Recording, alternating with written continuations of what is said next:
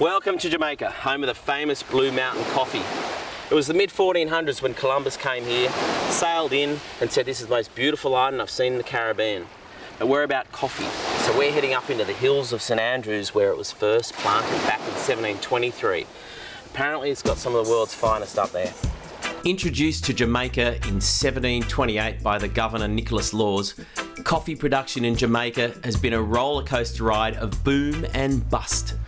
In 1973, farmers banded together under one name, Jamaica Blue Mountain. And today, the Caribbean island is not only known for reggae, but also for producing one of the world's most renowned coffees, which is exported only in barrels, much like wine. My Jamaican coffee trail begins in a mountain growing region of St Andrews and then moves onto the processing plant of Kingston.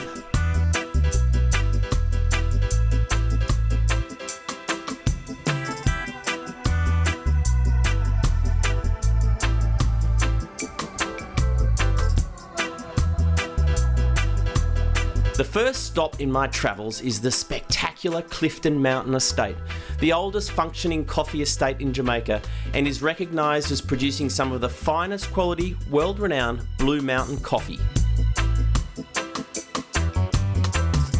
The farm is situated 1,300 metres above sea level and is owned by the Sharp family, of whom I was lucky enough to meet Richard, who gave me a tour of the plantation. This is Clifton Mountain. Clifton Mountain. This area, but this of course is within the Blue Mountain region.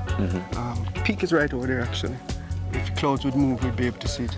Blue Mountain is like coffee, is like champagne. It's a region, a clearly defined region. If you grow the coffee outside of that region, it's not Blue Mountain coffee. And within the Blue Mountain, you have variations in altitude as well. But the coffee grown outside of the Blue Mountain in Jamaica is just called High Mountain or Jamaican coffee. Can't be called Blue Mountain. It has to be grown within the geographical area defined as Blue Mountain. In terms of growing, we try to use probably 95% typical.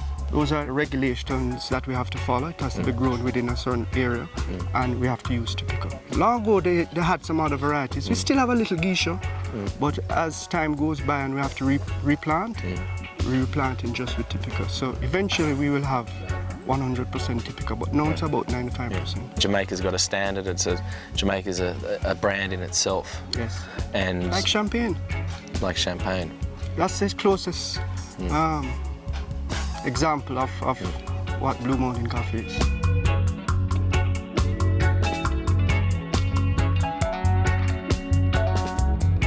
So the coffee comes through that gate from the receiving hopper onto a vibrating conveyor, which cleans. The coffee takes out the twigs, the leaf, stones, and then it goes into this washer. And all of this water is recycled.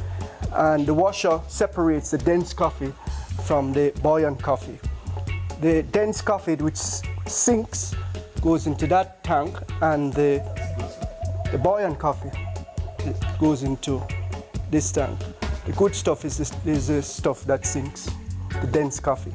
From these tanks, we're going to elevator, which delivers it into two vertical pulpers. From the pulper, it goes to the mucilage remover. The mucilage remover takes off the mucilage, goes into a holding tank, and when we're finished processing for the night, the truck comes, we open a gate, and the wet parchment goes into the truck and is delivered into Kingston, where the coffee is dried. The pulp goes over here from the pulping, and the pulp we feed to worms. They digest the pulp and pass out what is essentially compost.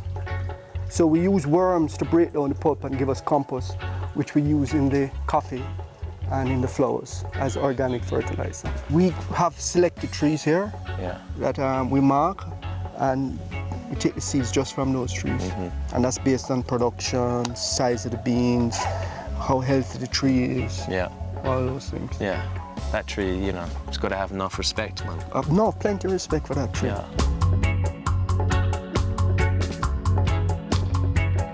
Jerk was from the days of piracy, when they're cooking the food, they'd have to cover it, right? And it was always very spicy, so it could keep on the boat.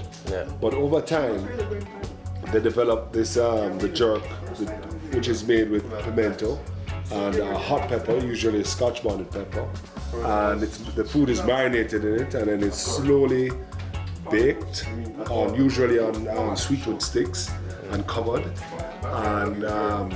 and it's one of our favorite. So the sweetwood sort of adds the smoke through the chicken as well. Okay. And jerk pork is also, you have jerk chicken and jerk pork. Those are the two most popular. You can jerk anything. But Yeah. After such a full day touring the estate, it was time to kick back with some Jamaican rum and enjoy the view.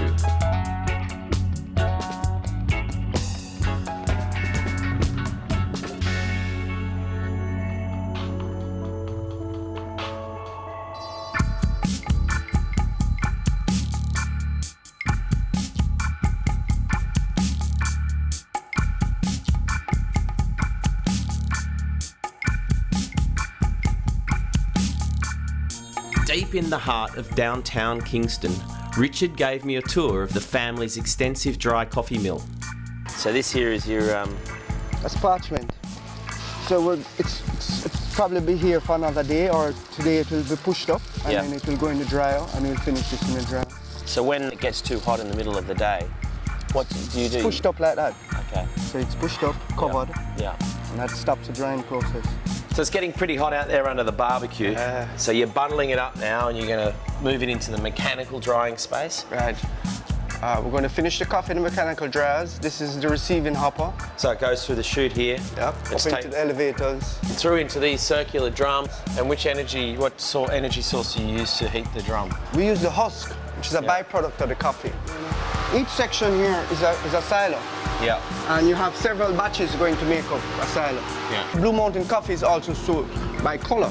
So after we grade by size, weight, it's then graded by color using a color sorter. And then after all of that, of course, machines aren't perfect. And because the requirement for Blue Mountain coffee is so rigid, we have to send it to the picking tables where the ladies do the final picking, final selection before it's ready to go to coffee board for inspection. Okay. So shall we go and Let's go and have a look at the ladies. This Jamaican picking house was definitely unique, where it was as much about having fun as it was about good coffee. Even the boss got in on the action.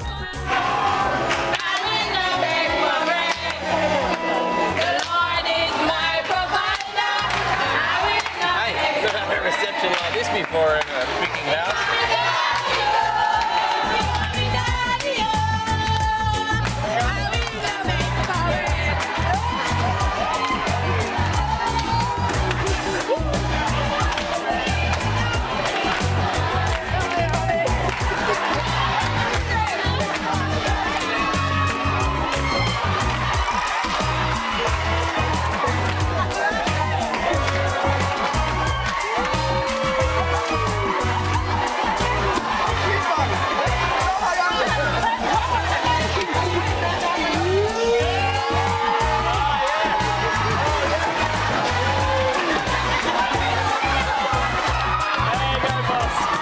Visiting Jamaica was truly a revelation. The friendly people, the beautiful beaches, the unique cuisine, and of course, the Blue Mountain coffee.